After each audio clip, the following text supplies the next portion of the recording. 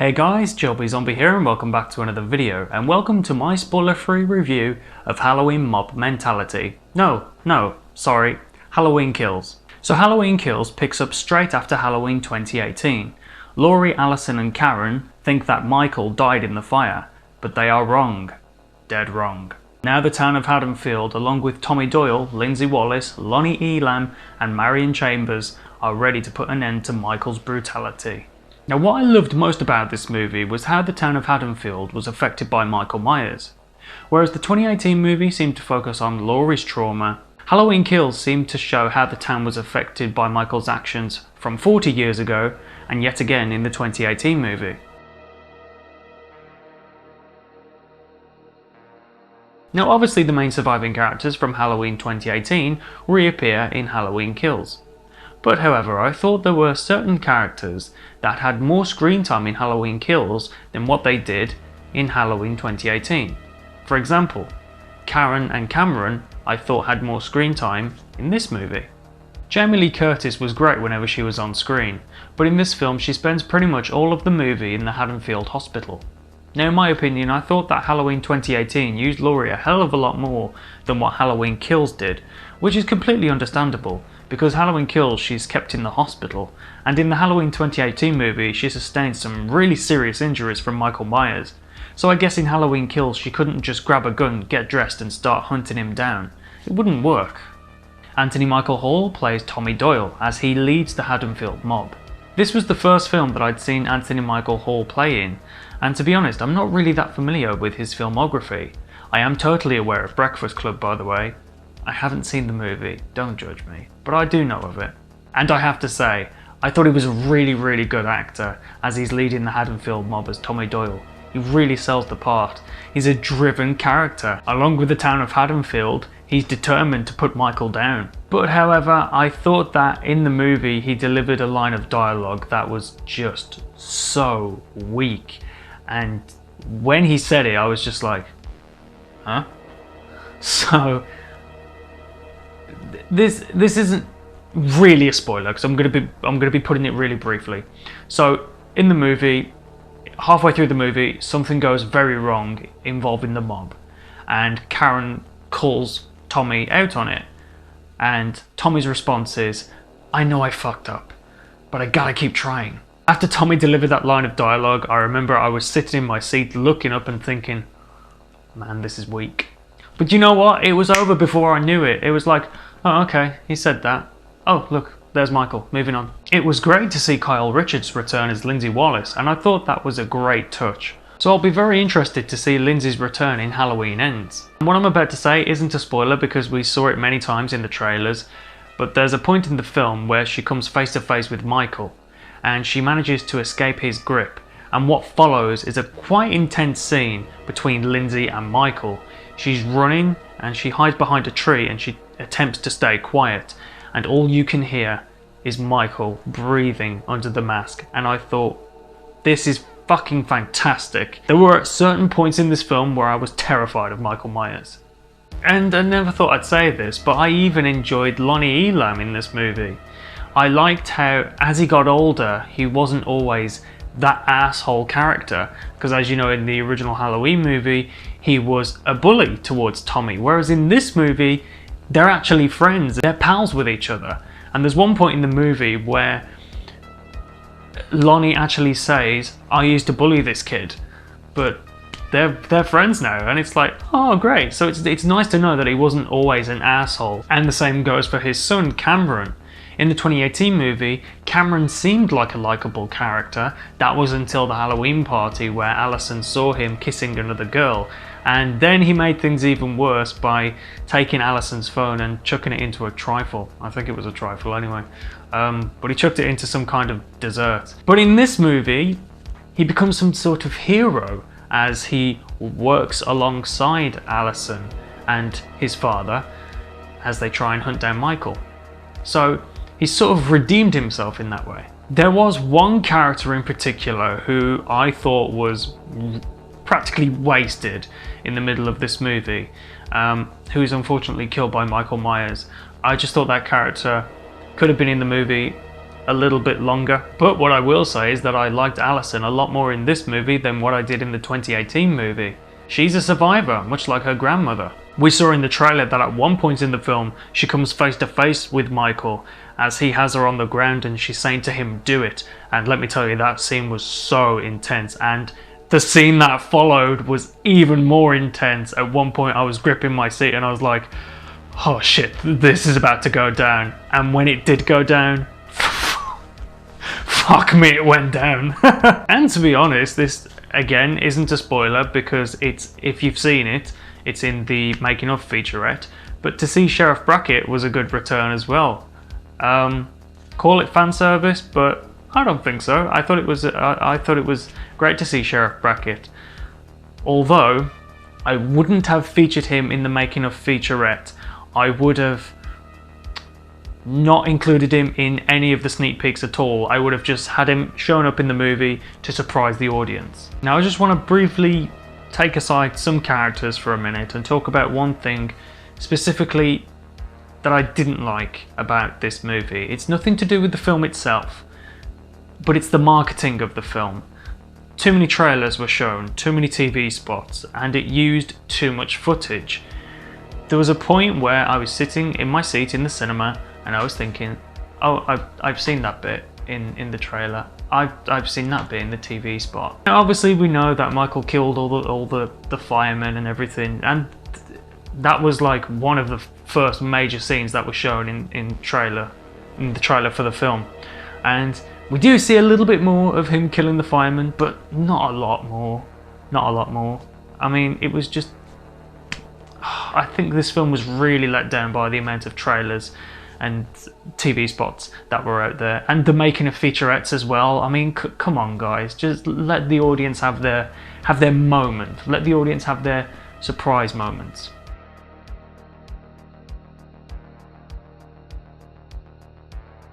But with that little rant out of the way, I cannot mention Halloween Kills without mentioning James Jude Courtney as Michael Myers. He returns as Michael, and yet again, he's fucking fantastic.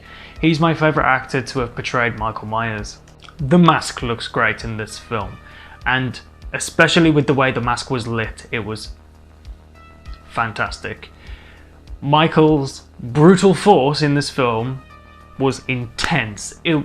He's pissed off in this film, and so he should be. You know, he was burned alive. Just the way he took out those firefighters was just... in that scene, he was a force of nature. He could not be stopped. But, however, there was a part of me whilst watching that was thinking, he's too much like Jason Voorhees, and that's what I don't want. There's a part of me that never wants Michael to become a supernatural slasher. Specifically in these movies, I never want Michael to become a supernatural slasher. I've always said this, but in my mind, Michael Myers is a character that cannot feel any emotional or physical pain. But then again, I guess the trailer spoiled that for us when Laurie said, Michael Myers is flesh and blood, but a man couldn't have survived that fire. The more he kills, the more he transcends. And unfortunately, by the end of this movie, I might as well just not think that anymore. Yet again, what I'm about to say is not a spoiler because we knew there were going to be flashbacks, and the flashback, this one in particular, what I'm going to talk about right now, was seen in the making of featurette. The appearance of Michael Myers during the 1978 flashbacks were amazing. The mask looked exactly the same. If that mask was used in the Halloween sequels from Halloween 4, The Return of Michael Myers onwards, that would have been great. I probably would have enjoyed the movies a little bit more. And the actor who played Michael Myers at the age of 21 in Halloween Kills was absolutely spot on. He's so close to Nick Castle. I mean, I thought James Jude Courtney was close. He is, but this dude is also very close. I would have loved to have seen him have his own Halloween movie.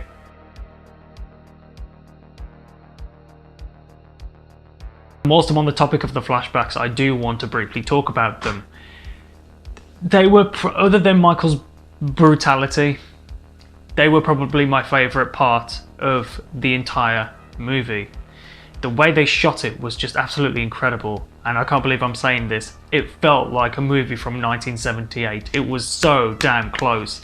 The lighting was amazing. The costumes were amazing. Even the hairstyles as well. They got it down to perfection with the flashback sequences from 1978. And again, going back to the marketing issue I have with this movie, but in the making of featurette, they showed what I would consider to be a major spoiler. But it's in the making of featurette, which obviously was released before the movie, so I'm going to mention it anyway, because it's no longer a spoiler. Loomis. There's a scene where Loomis is seen... sorry. There's a scene where Loomis is seen standing on the Myers house porch, and Michael is surrounded by the police. So obviously this would take place after Michael has disappeared, and he's now captured by the police of Haddonfield, and it was one of the most incredible sequences in the entire Halloween franchise, let me tell you.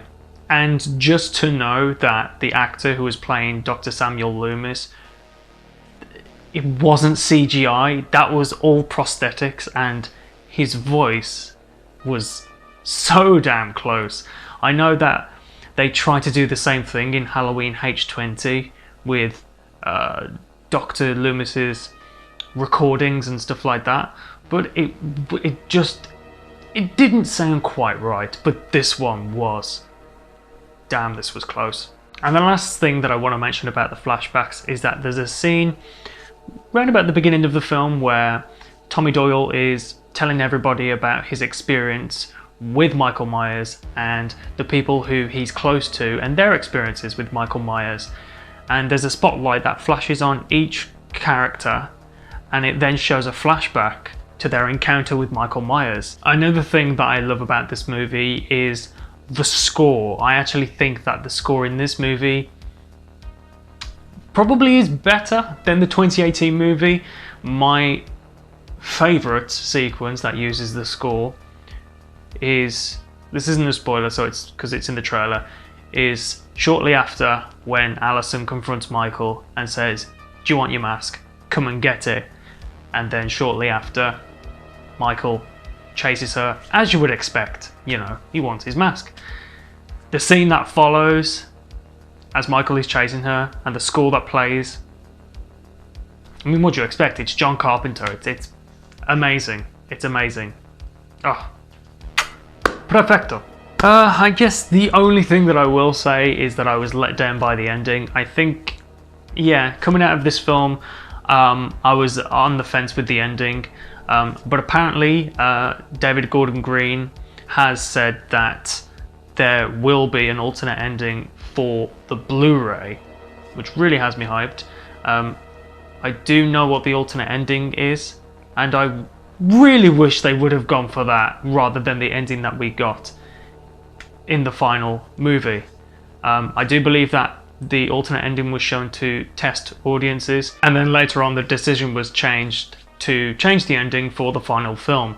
I just have to say that the alternate ending, well, I guess the original ending, is just so much more chilling, I personally think.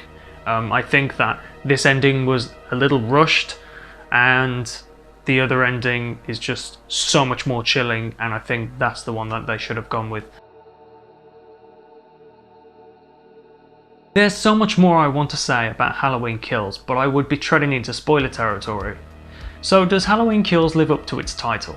Yes, of course it does. It's Halloween night, and Michael is out to kill again. Coming out of this movie, I was on the fence with it. I think overall I prefer Halloween 2018 just a little bit more, and the original Halloween 2 is still my favourite film in the franchise. What this movie does do is get me even more excited for the finale, which will be Halloween Ends. By the end of this film, I have no idea what Halloween Ends is going to be like. I'll just have to wait and see. So guys, the only thing now that's left to say is, did you enjoy Halloween Kills? If you did, let me know what you liked about the movie down below. I'd love to read what you thought about it. And even if you didn't like Halloween Kills, again, let me know down below. I'd love to hear your thoughts. This is what I love most about the horror community. We all have different opinions, and this is why I love to do movie reviews or ranking videos especially, because everyone has different opinions, and that's what I love so much about YouTube. I love to voice my opinion, especially when it comes to horror movies. So Let me know what your thoughts were down below, guys. And of course, thank you for watching this video, and as always, take care.